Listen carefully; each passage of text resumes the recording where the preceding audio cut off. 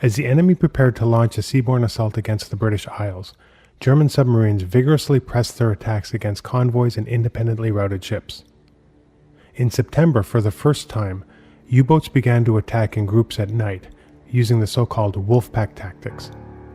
German naval commanders later referred to the period of July through September 1940 as the happy time. The Royal Navy, whose anti-submarine strength had been seriously depleted by losses in the Channel, was compelled to concentrate most of its forces against invasion. When possible, it released ships to combat the growing threat to the convoys, which were rerouted around the north of Ireland, leaving only coastal traffic in the southwestern approaches and the English Channel itself. Saint-Laurent, Skeena, and Restigouche remained under the orders of the Commander-in-Chief Plymouth until the end of July, when they were transferred to the Northern Escort Force based on Rosyth in Scotland. The destroyers later moved to Greenock, Liverpool, and ultimately Londonderry. The Canadian ships' duties consisted of routine escort patrols, anti-submarine sweeps in coastal waters, and the rescue of survivors from torpedoed merchantmen. On 2 July, Saint-Laurent, now part of a striking force supporting convoys between the Scilly Isles and Ireland, was sent to pick up survivors from the liner SS Arandora Star, which had been torpedoed some 90 miles off the northwest coast of Ireland. Saint-Laurent arrived on the scene to find a Sunderland flying boat circling overhead.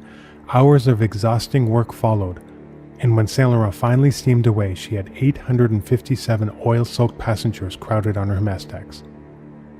By the third week of September 1940, the embattled RAF had won a clear-cut victory in the skies over Britain.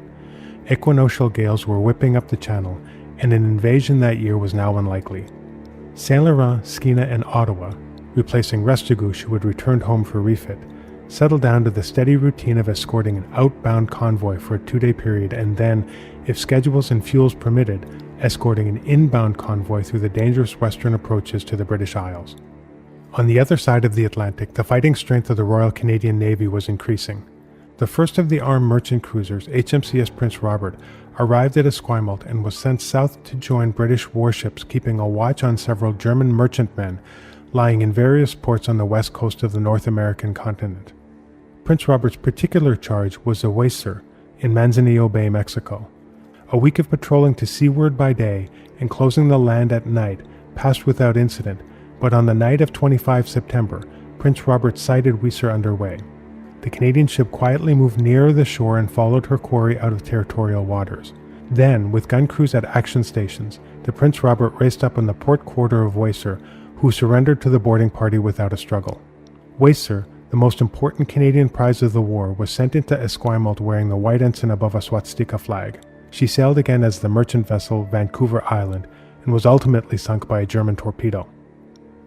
Other increases to the fleet resulted from the agreement between the United States and United Kingdom governments to transfer to the Royal Navy 50 quote-unquote over-age American destroyers in exchange for leases on bases in the British West Indies and British Guiana.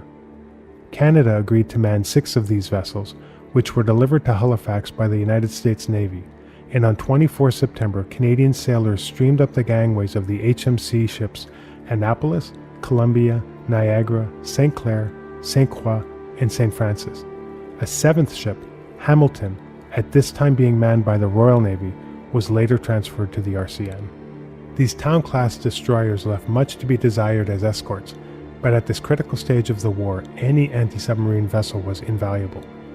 Since the loss of Fraser, the former British destroyer HMS Diana had been purchased by Canada and was commissioned on 6 September as the HMCS Marguerite. This ship was destined to be as unlucky as the Fraser had been. She was rammed and sunk by the merchant vessel Port Fairy en route to Halifax with a small convoy on 21 October. 3 days previously, the elderly trawler HMCS Bras d'Or had foundered with all hands while shadowing a neutral Romanian steamship in the Gulf of St. Lawrence.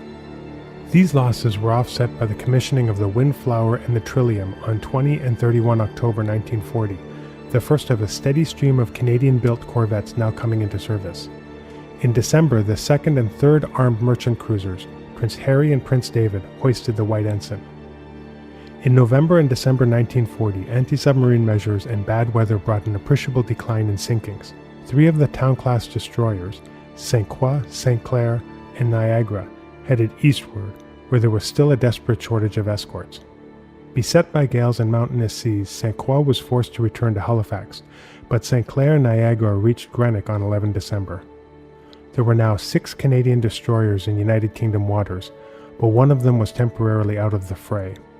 Saguenay had been torpedoed by the Italian submarine Argo on 1 December with a loss of 21 men, but managed to reach Barrow-in-Furness 5 days later after a hazardous voyage that had required outstanding seamanship and navigational skill.